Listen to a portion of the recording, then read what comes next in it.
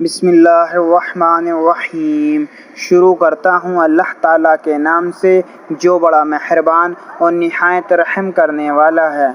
حدیث حضرت ابو ہریرہ اور حضرت ابو ذر رضی اللہ عنہما نے فرمایا کہ رسول اللہ صلی اللہ علیہ وآلہ وسلم اپنے صحابہ میں اس طرح تشریف فرما ہوتے تھے کہ کوئی اجنبی آدمی آتا تو نہیں پہچان سکتا تھا کہ آپ کون سے ہیں، حتیٰ کہ وہ آپ کی بات پوچھتا۔ اس لیے ہم نے رسول اللہ صلی اللہ علیہ وآلہ وسلم سے اجازت طلب کی کہ ہم آپ کے بیٹھنے کے لیے مخصوص جگہ بنا دیں تاکہ اجنبی آدمی آئے تو وہ بھی آپ کو پہچان سکے۔ اجازت ملنے پر ہم نے آپ کے لیے مٹی کا ایک تھڑا بنا دیا۔ آپ اس پر تشریف فرما تھے۔ ایک دفعہ ہم بیٹھے تھے اور رسول اللہ صلی اللہ علیہ وآلہ وسلم بھی اپنی مخصوص مقام پر تشریف فرما تھے کہ ایک انتہائی خوبصورت اور خوشبو میں بسا ہوا ایک آدمی آیا۔ اس کے کپڑوں کو ہلکا سا میل کچیل بھی نہیں لگا تھا، حتیٰ کہ اس نے نیچے بچھی ہوئی چٹائی کے کنارے کے پاس آ کر سلام کہا اور کہا، اے محمد صلی اللہ علیہ وسلم، السلام علیکم۔ آپ علیہ السلام نے اسے جواب دیا۔ اس نے کہا، اے محمد صلی اللہ علیہ وسلم، میں قریب آ سکتا ہوں؟ آپ نے فرمایا، قریب آ جاؤ۔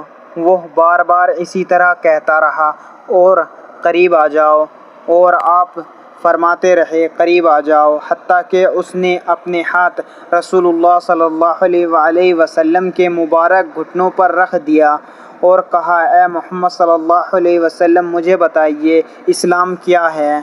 آپ نے فرمایا، اسلام یہ ہے کہ تو خالص اللہ تعالیٰ کی عبادت کرے اور اس کے ساتھ کسی چیز کو شریک نہ سمجھے، نماز قائم کرے، زکوٰۃ ادا کرے، بیت اللہ کا حج کرے اور رمضان المبارک کے روزے رکھے۔ اس نے کہا، جب میں یہ کام کر لوں تو کیا میں مسلمان ہو گیا؟ آپ نے فرمایا، ہاں۔ اس نے کہا، آپ نے سچ فرمایا۔ جب ہم نے اس شخص کی یہ بات سنی تو ہم نے اس پر تعجب کیا، پوچھتا بھی ہے اور تصدیق بھی کرتا ہے۔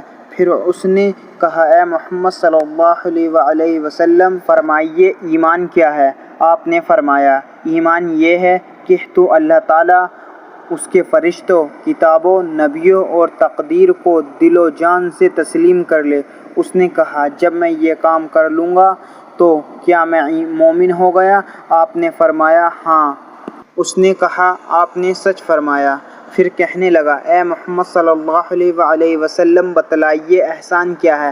آپ نے فرمایا، احسان یہ ہے کہ تو اللہ تعالیٰ کی عبادت اس طرح کرے گویا تو اللہ تعالیٰ کو دیکھ رہا ہے، اگر تو اسے نہیں دیکھتا تو وہ تجھے دیکھ رہا ہے۔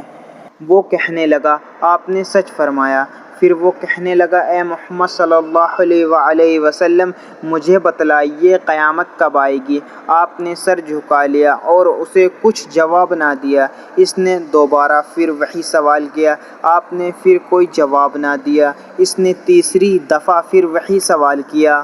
آپ نے پھر بھی کوئی جواب نہ دیا۔ پھر آپ نے اپنا سر مبارک اٹھایا اور فرمایا، جس شخص سے قیامت کے بارے میں پوچھا گیا ہے وہ پوچھنے والے سے زیادہ نہیں جانتا، لیکن قیامت کی کچھ علامات ہیں جن کے ساتھ اس کا پتہ چل جائے گا۔ مثلاً جب تو دیکھے کہ بکریوں بھیڑوں کے چرواہے عمارتیں بنانے میں ایک دوسرے کا فخریہ انداز میں مقابلہ کر رہے ہیں، اور تو ننگے پاؤں چلنے والے اور ننگے جسم رہنے والے کو زمین کا بادشاہ بنے دیکھے، اور دیکھے کہ عورتیں اپنے مالک جننے لگی ہیں، تو پھر قیامت کا انتظار کر۔ 5 چیزیں ایسی ہیں جن کو اللہ تعالیٰ کے سوا کوئی نہیں جانتا۔ پھر آپ نے یہ آیت پڑھی۔ ترجمہ، اللہ ہی کو قیامت کا علم ہے۔ پھر فرمایا، قسم اس ذات کی جس نے محمد صلی اللہ علیہ وآلہ وسلم کو سچا نبی بنایا، جو رہنمائی کرنے والا اور خوشخبری دینے والا ہے، تمہاری طرح میں بھی اس آدمی کو پہچان نہیں سکا تھا۔ پھر معلوم ہوا کہ وہ جبرائیل علیہ السلام تھے جو دحیہ کلبی کی صورت میں آئے تھے۔ دوستو، اللہ تعالی ہمیں ان احادیث مبارکہ پر عمل کرنے اور اپنی زندگیوں کو سنوارنے کی توفیق عطا فرمائے، آمین۔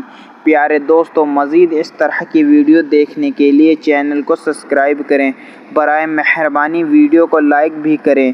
چینل زما ملک، جزاک اللہ، شکریہ۔